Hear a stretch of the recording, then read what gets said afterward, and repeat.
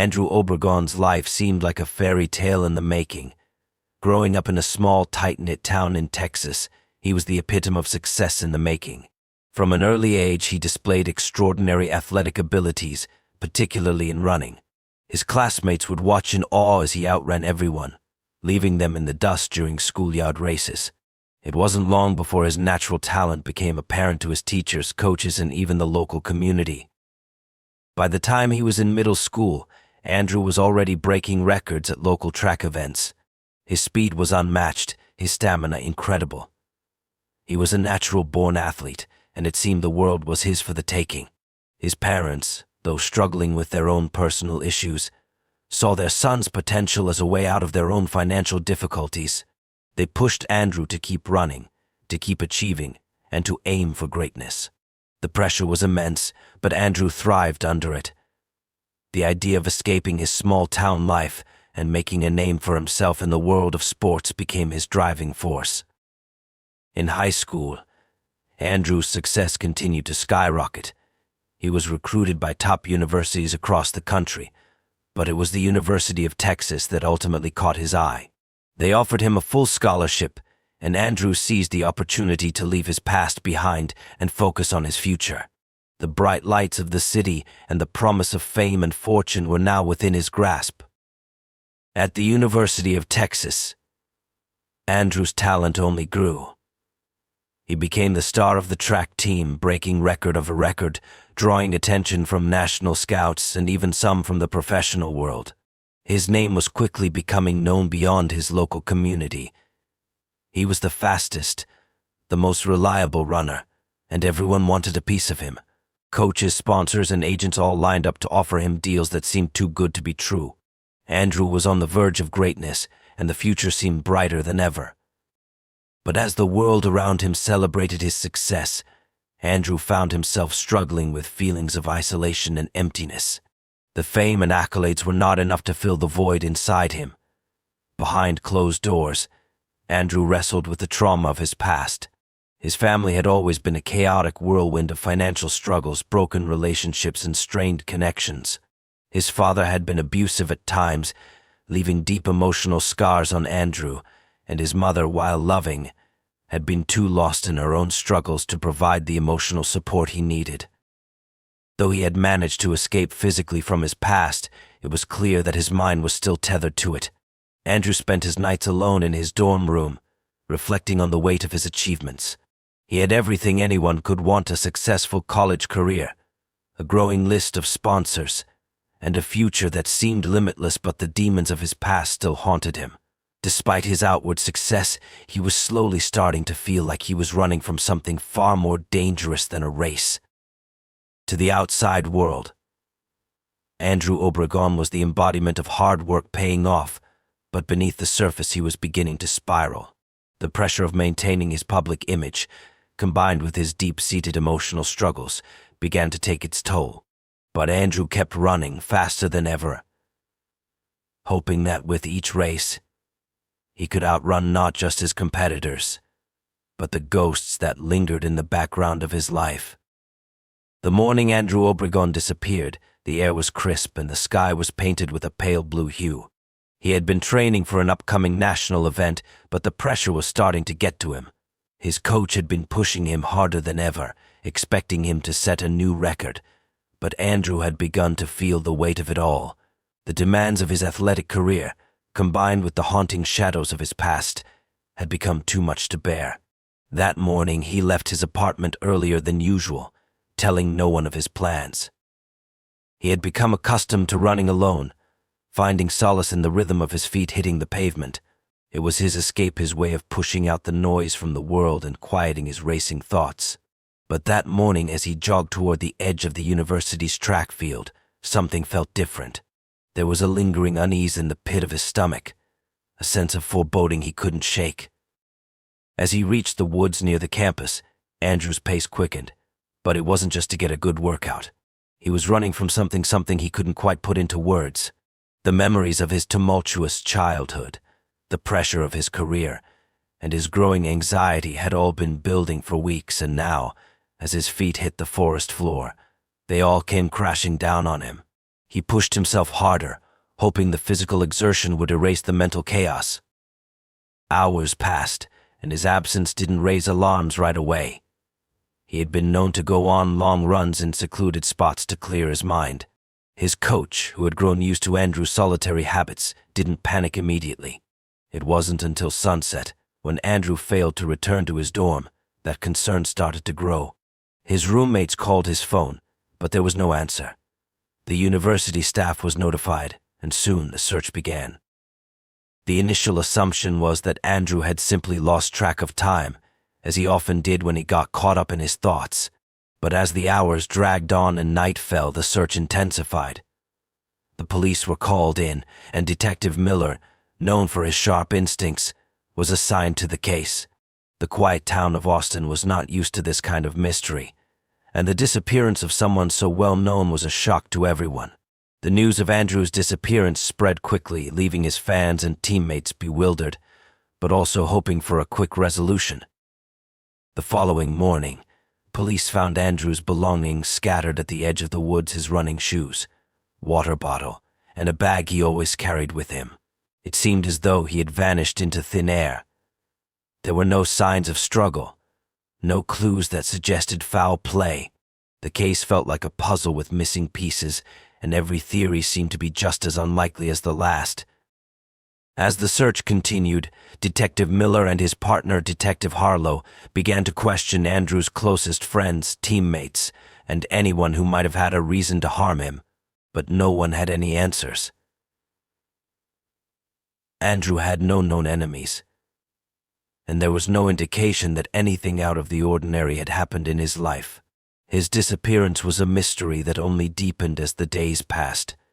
With each passing hour, the chance of finding him alive began to slip further away. The detectives were puzzled. This wasn't just a case of a young man running away or getting lost. It felt more like a carefully orchestrated vanishing, as if someone or something had lured him away. The woods had swallowed Andrew Obregon whole, and for the first time in his life, it seemed he couldn't outrun whatever darkness was chasing him. As days turned into weeks, the investigation into Andrew Obregon's disappearance took a darker turn. Despite an exhaustive search of the area surrounding the woods, no physical trace of Andrew had been found. The initial theory that he had simply gotten lost during his run seemed increasingly implausible. Detective Miller and his partner, Detective Harlow, were beginning to entertain the possibility that Andrew's vanishing might not have been an accident at all. It was as if he had been purposefully taken, or worse, had orchestrated his own disappearance. But why? The breakthrough came when the detectives were given access to Andrew's personal belongings, including his phone, laptop, and personal journals. They meticulously combed through everything, hoping to find anything that could shed light on his state of mind in the days leading up to his disappearance. What they found shocked them. Andrew had been living a double life, one that was hidden from even his closest friends and family. Amidst the images of track victories and social media posts celebrating his achievements, the detectives found troubling clues.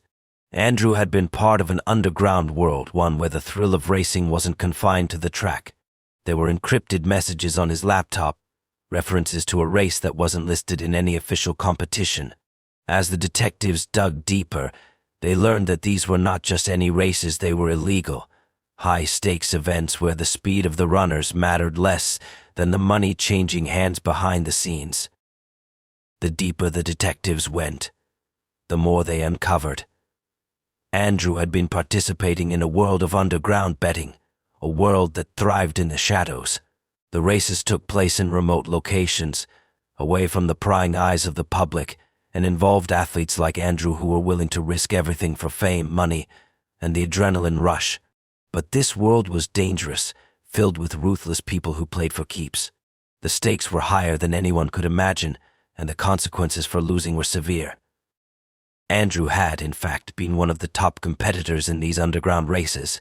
He was a star among criminals and gamblers who had come to rely on his unparalleled speed to make large sums of money. But there were darker forces at play in this world, forces that Andrew had failed to outrun. The deeper the detectives dug, the more they discovered about the threats Andrew had been facing. It became clear that Andrew wasn't just another athlete looking for thrills. He was entangled in a web of dangerous individuals who had now noticed he was trying to break free. As the evidence mounted, it became increasingly clear that Andrew's disappearance was linked to these shady dealings.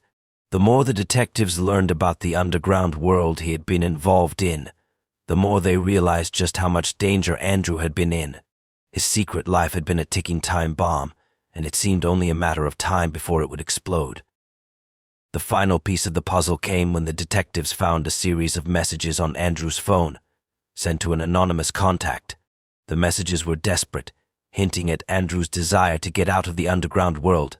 He had been planning to disappear permanently before the criminals he owed money to could find him.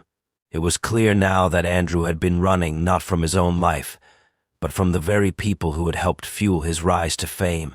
He had tried to escape them, but in the process he had put himself on a path that would lead him straight into the hands of those who wanted him gone. The question now was whether Andrew had truly managed to escape, or if he had been caught in a trap of his own making. As the investigation took a chilling turn, Detective Miller and Detective Harlow found themselves grappling with more questions than answers. The underground world Andrew Obregon had been part of was far more intricate than they had first realized. With each new discovery, the detectives began to understand that Andrew's disappearance might not have been the result of a simple crime, but rather a carefully constructed escape from a dangerous world. However, there was something about this case that didn't sit right with Miller. Andrew was an athlete, fast, driven and focused, but what had compelled him to dive into this treacherous underworld? And if he had been trying to escape, why had he left behind so many traces pointing to his involvement in the illicit races?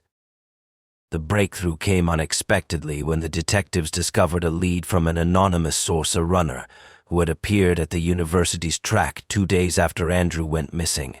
The man was dressed in the same gear Andrew had worn during his last race. The stranger's face was obscured by a cap, and his movements were deliberate, almost as if he were trying to mimic Andrew's distinctive running style. He seemed to be trying to draw attention without being too obvious. When the detectives approached him, the man had disappeared, but he had left behind a small slip of paper with the words, "I'm running to the edge." This cryptic message became the center of the investigation. Detective Harlow believed it to be a vital clue, possibly a signal from Andrew himself. The phrase "running to the edge" hinted at more than just a physical location. It felt like a metaphor for the extreme measures Andrew had taken to escape the criminals who were after him. The detectives theorized that the runner might have been trying to deliver a message, and perhaps, just perhaps, Andrew was still alive and trying to lead them to him. The hunt intensified, and the detectives began following a trail that led them to an abandoned cabin on the outskirts of town. The location was isolated, hidden deep within a dense forest. As they approached, they noticed signs of recent activity, footprints, cigarette butts, and discarded items that suggested someone had been living there. The cabin itself was dilapidated, its walls covered with grime and age. Inside, the detectives discovered something both shocking and unsettling, a small collection of belongings that once belonged to Andrew, including his running shoes, a jacket, and a set of keys to his apartment. The most chilling discovery, however, was a recording on a portable device. It was a voice message left by Andrew himself. His voice was shaky and exhausted, but it was unmistakably his. The message was clear. Andrew had staged his own disappearance. He had purposely run into the woods to escape the men who were hunting him, dangerous individuals who had controlled him for years, using his fame and speed to line their pockets with cash from underground betting. Andrew's voice on the recording revealed something even more unsettling. He confessed that he had known the dangers of the world he had been involved in, but he had underestimated the lengths to which these criminals would go to keep him under their control. When he realized they were going to kill him if he didn't comply, he decided to disappear to use his fame to create the perfect cover for his escape. But it wasn't a clean break.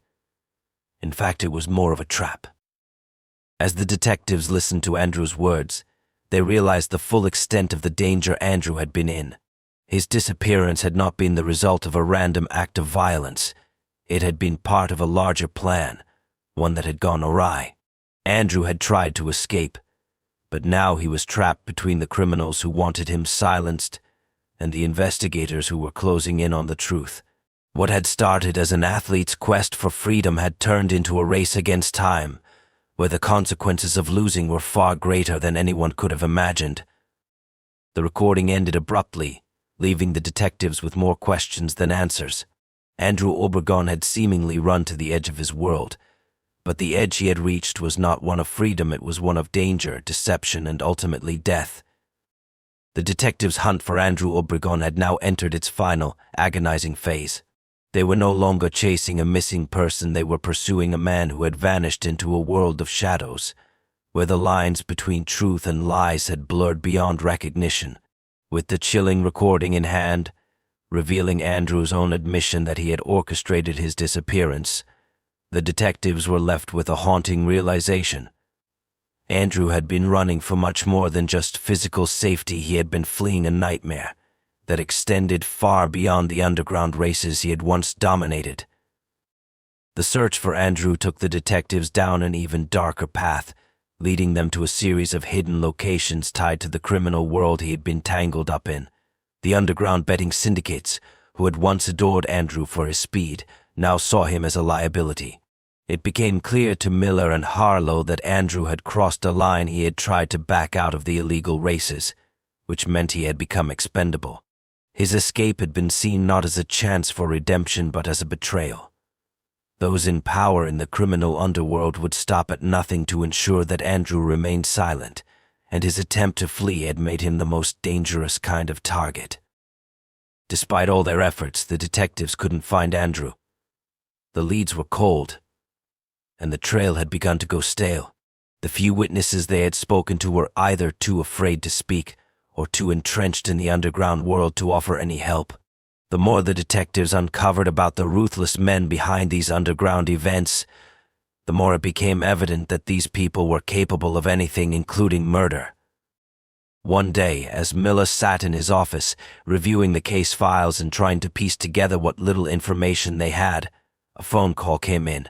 It was from an anonymous tipster, someone who claimed to know exactly where Andrew had gone. The tipster's voice was shaky, as though they were terrified of being overheard. They spoke in cryptic phrases, but one thing was clear: they knew where Andrew was, and they warned that the time to act was quickly running out. Following the lead, Miller and Harlow found themselves standing at the edge of a remote cliffside. It was a place they had been directed to by the tipster, a place known only to a few. When they reached the spot, they discovered something that sent chills down their spines. There, at the base of the cliff, they found Andrew's body, battered and broken, as though he had been thrown from the precipice. His lifeless form had been left as a grim warning, a testament to the power of the criminals who had once controlled him. The moment the detectives reached the body, they knew it was too late. Andrew Obregon's life had been taken from him, a life that had seemed so promising just a few years ago. His rise to fame had been as quick as it had been spectacular, but in the end it was his fall from grace that would define him. The criminals he had tried to escape had found him, and in their eyes he had paid the ultimate price for daring to leave their grasp.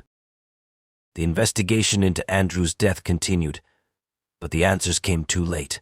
The underground world he had tried to outrun was a place where no one was ever truly free, and in the end, Andrew's tragic story served as a grim reminder of the perils of living in a world where fame and fortune can be fleeting, and the consequences of defying the powerful can be deadly. His name would forever be linked to a race he could never win, a race against the forces of corruption, crime, and fate. In his final moments, Andrew Obregon had learned that some things are simply too fast to outrun.